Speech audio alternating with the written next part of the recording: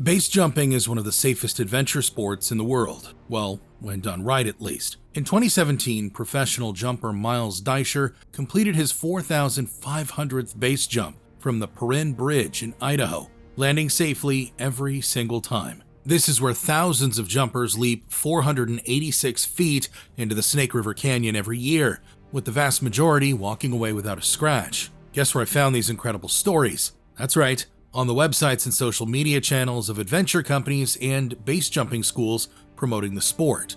But of course, beyond the breathtaking views and rush of freefall, nowhere did these promotional materials mention the dark side of base jumping. For every jumper who lands safely on the talus field below, there are stories of those who never made it back to the ground alive. You'll forget about the thrill of stepping off a cliff edge when you realize how quickly one wrong decision can turn fatal. Welcome to the extreme edge.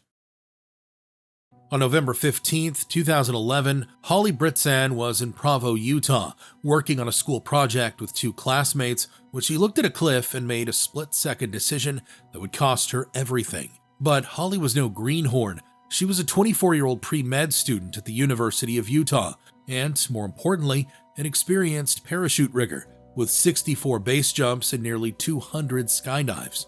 Her friends in the base community described her as really dialed in, basically the last person you'd expect to take stupid risks. As schoolwork wrapped up that day, around 4 p.m., Holly looked outside. Her school was right near Y Mountain, a cliff she'd looked at before. The weather seemed okay, her base jumping gear was already there. So, Holly decided to make one quick jump before heading back home that day. What could go wrong? Here was the problem. In base jumping, altitude is your only safety margin. Basically, the higher you jump, the more your chances of surviving. The cliffs she was looking at was only about 400 feet high. At that height, there was zero margin for error. Zero. In fact, that same afternoon, another base jumper named Ellen Brennan had hiked to the exact same spot. She looked at the cliff, felt the weather conditions, and made a different choice. In Ellen's words, "I did not feel good about it." So she turned around and went home. But Holly chose to jump that day, and to fully grasp what happened next, you need to understand how base jumping actually works. Base stands for the four types of fixed objects people jump from: buildings, antennas, spans like bridges, and earth. Think cliffs, mountains, that sort of thing. Unlike skydiving, where you jump from an airplane at 10,000 feet with plenty of time to deploy your parachute, base jumpers leap from a much lower height, sometimes as low as a few hundred feet. And here's why that matters. In skydiving, if something goes wrong with your main parachute, you've got a reserve chute and thousands of feet to deploy it. In base jumping, you land in seconds. No second chances, no time to troubleshoot. It's quite literally a race against time to deploy your parachute and stay alive. So, as Holly stepped to the edge of the cliff and prepared to jump, she must have known she was cutting it close. She jumped anyway. 1 second, 2 seconds. At 3 seconds, she deployed her parachute, and it was working perfectly, but it wasn't working fast enough. A witness on the ground described what happened next. According to them, Holly was already 3/4 of the way down.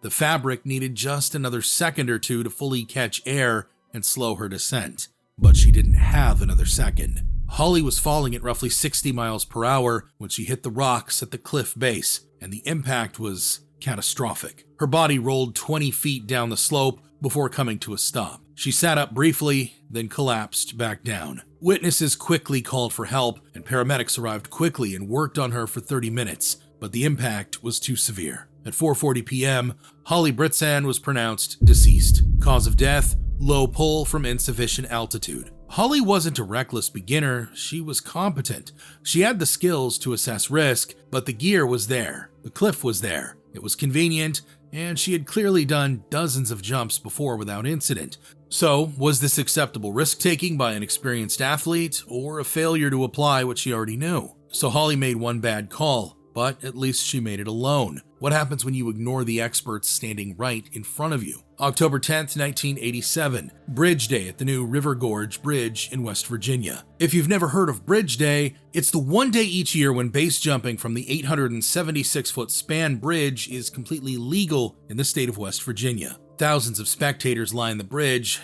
Jumpers come from all over the country. It's a whole festival with music, crowds, adrenaline. One of the base jumpers was Steve Gersting. He was 26 years old, an experienced skydiver from Pennsylvania, and this was his third jump of the day. By jump number 3, Steve was feeling good. Everything was working. He was in the zone, except for one problem. Steve's life-saving parachute equipment had a flaw. See, when you jump from a bridge, you're falling much slower than when you jump from an airplane. And to get your main parachute out of the container on your back, you first throw out a small parachute called a pilot chute. That pilot chute catches air and pulls your main parachute out through a cord called a bridle. Steve's pilot chute was small. It was designed for fast airspeeds at 10,000 feet when you're jumping from a plane. At 876 feet from a bridge, there's less speed, less air rushing past you. A small pilot chute might not catch enough air to do its job, and the Bridge Day jump masters knew this.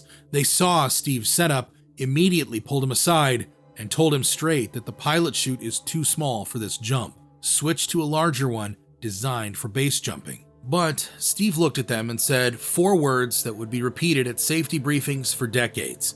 It's always worked before. So Steve launched off the bridge regardless. At first, it went well. His jump was a clean exit with perfect body position. 1, 2, 3 seconds passed peacefully. On the 4th second, he released his handheld pilot chute, and it was here that disaster struck. The small pilot chute came out, but it just fluttered uselessly above him. It couldn't catch enough air, and without that pilot chute working, Steve's main parachute stayed packed in the container on his back, completely useless. With the ground rushing up, Steve realized what was happening. In panic, he quickly pulled his reverse ripcord, and his backpack parachute started to come out. But Steve had already fallen over 700 feet out of an 846-foot drop. At that point, there just wasn't enough altitude. Sadly, Steve hit the ground before his reserve could inflate. The impact took his life instantly. Weeks after the incident, Bridge Day implemented mandatory equipment requirements. Larger base-specific pilot chutes, longer base-specific bridles. Steve Gersting's confidence in what had always worked before created safety protocols that have likely saved hundreds of lives since 1987.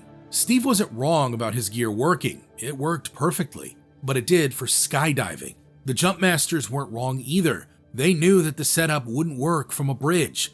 Steve had all the information he needed. He chose to trust what had always worked before. But trusting past success is one thing. What happens when you ignore warnings not out of confidence, but because of fame? If you were standing outside the Lumpiniville Naklua condominium in Pattaya, Thailand, on the evening of January 27, 2024, you might have noticed something strange happening on the rooftop of the 29-story building. A man was up there wearing a parachute, pacing near the edge with a camera strapped to his helmet. And if you stayed watching long enough, you would have seen him step to the edge, count down, and jump. What you wouldn't have known is that the man was about to make a mistake that would kill him. A mistake so basic that his own brother would later call it something any beginner should catch. The man was Nathi Odinson. He was a 33-year-old British sky photographer with over 10,000 social media followers and approximately 5,000 jumps across his career. He'd been jumping professionally for about a decade across different countries, all while taking tandem customers and filming aerial content. Just 3 months earlier, he'd survived his 5th malfunction when an instructor physically grabbed him mid-air and saved his life. Nathi's response? He called that record "ain't bad." He'd already tried to jump from this condo the day before, but called it off due to the weather. Now, he was back. Same clothes, same setup. A Thai friend had helped him access the rooftop. They both knew it was illegal, but Nathi needed the footage. His followers expected content. Nathi had to move fast. The camera was rolling. The lights were on him. He wanted the shot, and he wanted it before security could spot them. In his rush to get the clip, Nathi hurried through his gear check. He put his rig on, checked his handles, and prepared to launch. But in that haste, he missed something that would be obvious to a student on their first day. See, the pilot chute, that little parachute that pulls the big one out, is connected by a strap called a bridle. For the system to work, that bridle needs a clear path from your back to the air above you. Nathi had routed his bridle through his harness.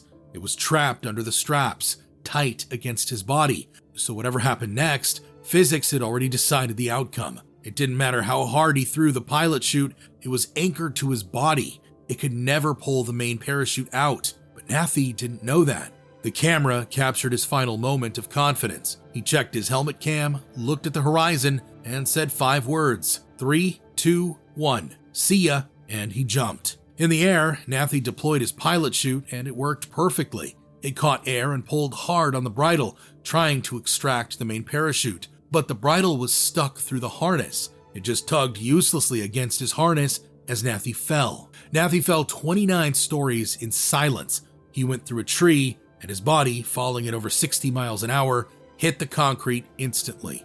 The impact was immediate and final. And just like that, a professional with 5,000 claimed jumps was dead from a mistake a first-day student would catch. Sadly, as our next story will show, making rookie mistakes under pressure is incredibly common, even amongst those you would least expect. Because on November 23, 2003, in the late evening near Toul, France, an incident was about to happen that would prove even the most elite training can be a death sentence if applied in the wrong context. That evening, 2 men stood on the Viaduc de Toul, a massive concrete span rising 500 feet above a black valley. One of those men was Bruno Barle. He was 40 years old, French, and he wasn't there for social media clout. Bruno was a former Special Forces officer. He had spent his career doing high-altitude, low-opening jumps. This is truly top-level elite stuff, the kind used by elite commandos. If anyone knew how to handle fear and adrenaline, it was him. But on this night, Bruno faced a threat he couldn't fight his way out of. See, Bruno and his friend were on the bridge for a reason. They'd come to make an illegal base jump. They were setting up their gear right there on the road in the darkness when headlights appeared in the distance. It was the highway patrol. The officer saw 2 men with parachutes and immediately understood what was happening. They started moving in to make arrests. Bruno and his friend immediately grabbed their gear and ran for the edge of the bridge. In the chaos and darkness, Bruno dropped his pilot chute near the bridge railings. When he bent to pick it up, the pilot chute and bridle became entangled around his body.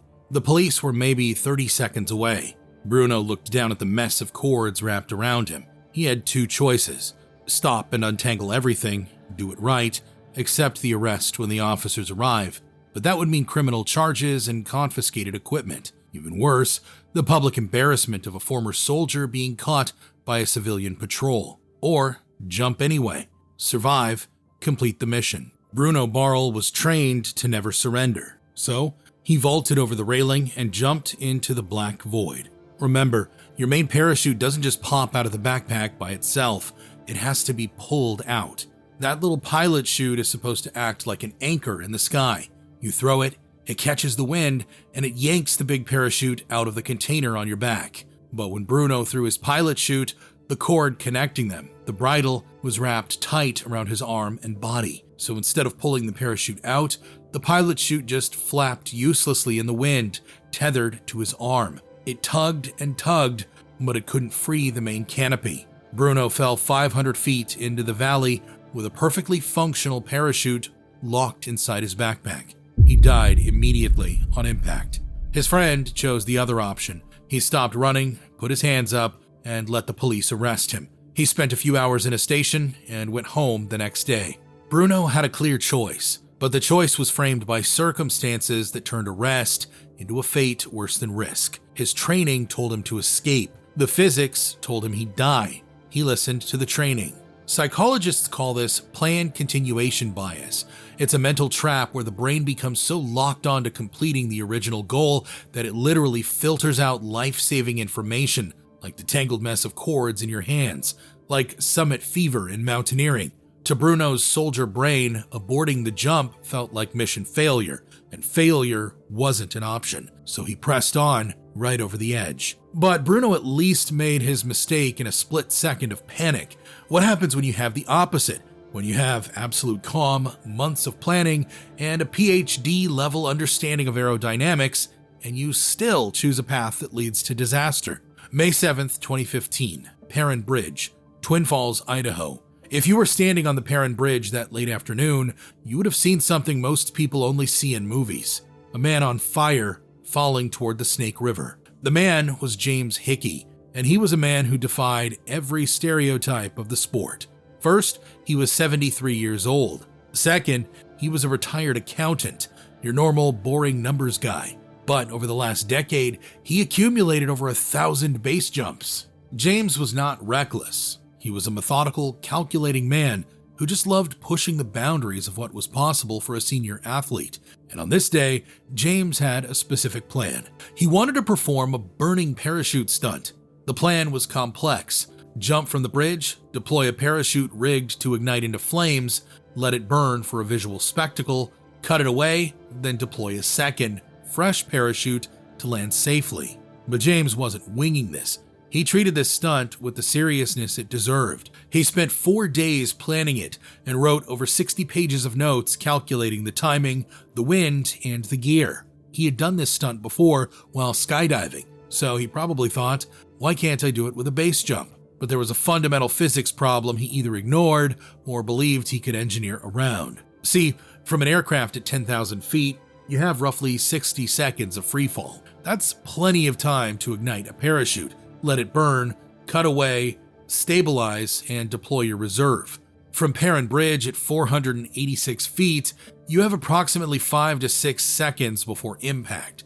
The stunt required multiple sequential steps: ignition, burn, cutaway, reserve deployment. Each step takes time he didn't have. Regardless, on that day, as James climbed over the bridge railing, he was confident of his plan. Spectators had lined up the bridge, the cameras were recording, and James jumped.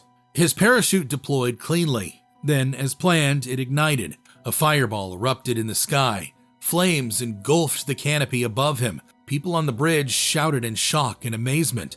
It looked exactly like he had planned. A man descending under a parachute made a fire. But now came the hard part. James needed to cut away the burning parachute and deploy his reserve fast.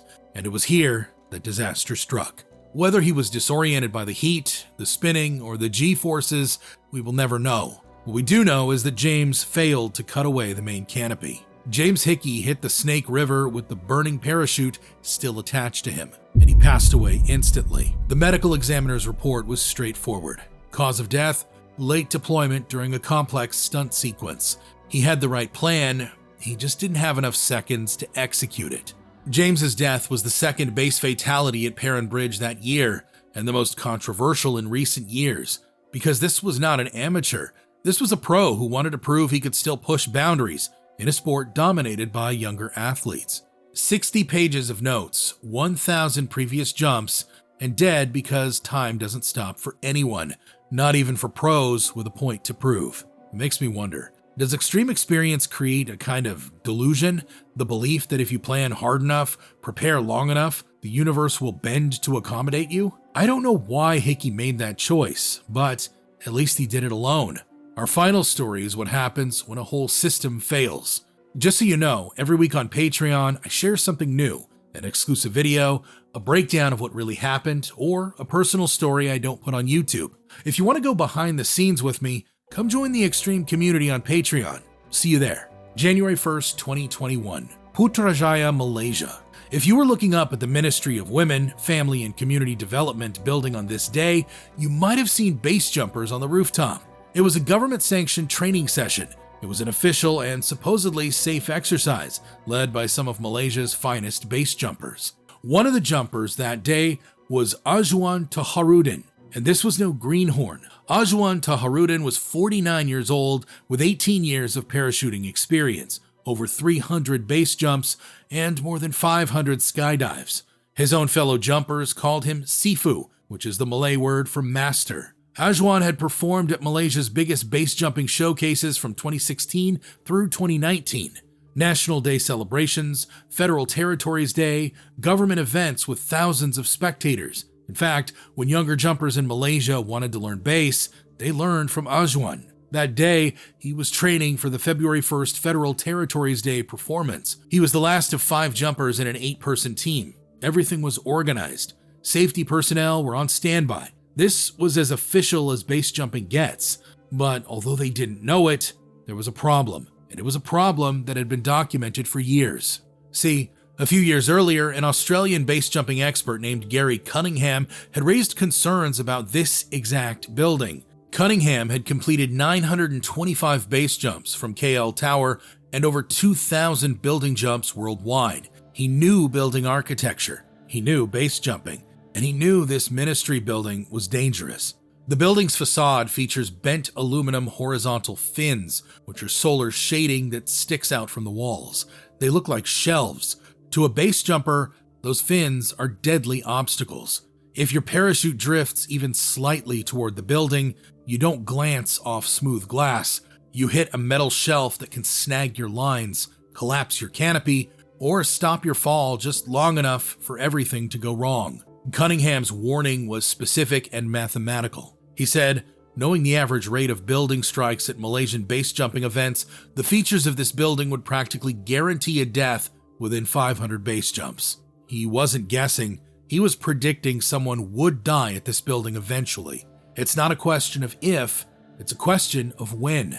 But the Malaysian base community's response simply ignored him. Maybe they thought Gary was being dramatic. Maybe they thought that because the event was government sanctioned, the risk was managed. Or maybe they simply believed that they were good enough to fly straight. So the building stayed in the rotation for government events. The jumps continued. At 5:35 p.m. on January 2021, Ajuan jumped from the ministry building. His parachute opened normally, clean deployment, everything looked good. For a few seconds, it was textbook. Then, his flight path drifted slightly toward the building, and it was there that Gary's statements turned from paranoid fiction to undeniable fact.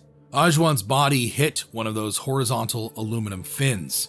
The impact stopped his fall for about half a second. That's all. Half a second doesn't sound like much, but in base jumping, tension is life.